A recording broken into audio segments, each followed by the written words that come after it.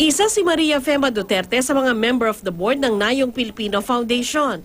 Kaya sabi niya, tinatanggap niyang pati siya ay sinibak ng Pangulo na malayo raw na kamag-anak ng kanyang asawa. Pero giit niya, hindi siya nagkulang sa pagre-report sa Pangulo at pagiging sa Commission on Audit o COA ng mga aniyay anomalya sa Nayong Pilipino. Bumiyahe raw sa Jeju Island, South Korea ang ibang miyembro ng board noong 2017. Wala umanong travel authority ang mga ito at sumakay umano sa private plane ng Landing International. Ayon kay Maria Fema Duterte, bumisita ang mga opisyal sa theme park ng Landing International, isang Hong Kong-based company na interesado ring magtayo ng theme park sa property ng Nayong Pilipino.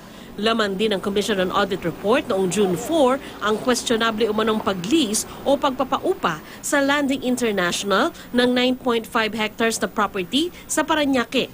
Nangyayari yon October na pumunta ang grupo ng trustee na unang ina-appoint ni PRRD, pumunta, nag-junket travel sila sa Korea. Pagbalik nila dito, by month of November, ginagrant nila ang project na pinag-usapan nila doon sa Korea. Sabi pa ng COA report, pinaupahan ito ng 150 pesos per square meter o kabuang 14.4 million pesos kada buwan. Ito ay pauupahan ng 50 years at pwede i-renew ng panibagong 25 years. Ayon sa COA, hindi nagsumite ang board ng independent appraisal ng tamang presyo ng renta para sa property na sinasabing tatayuan ng casino, luxury hotel at theme park.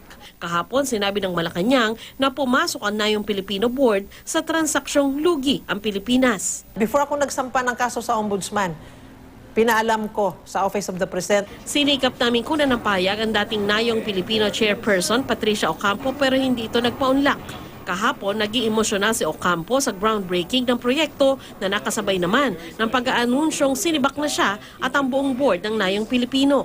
Sinabi rin ng Malacanang na kanselado na ang kontrata. Giit naman ang kumpanyang Landing International Development, itutuloy pa rin nila ang proyektong tinawag nilang Nayan Landing. Sa kanilang pananaw, hindi raw apektado ng pagsibak sa Board of Trustees ang validity ng kanilang kontrata. Hanggang 25 taon lang din daw ang itatagal nito. Sa isang statement, sinabi ni Ocampo na susundin niya ang desisyon ng Pangulo pero itinanggi niya sangkot siya sa anomalya. Giit niyang above board daw ang transaksyon at maganda ang benepisyo sa mga Pilipino. Sandra Aguinaldo, Nakatutok, 24 Oras.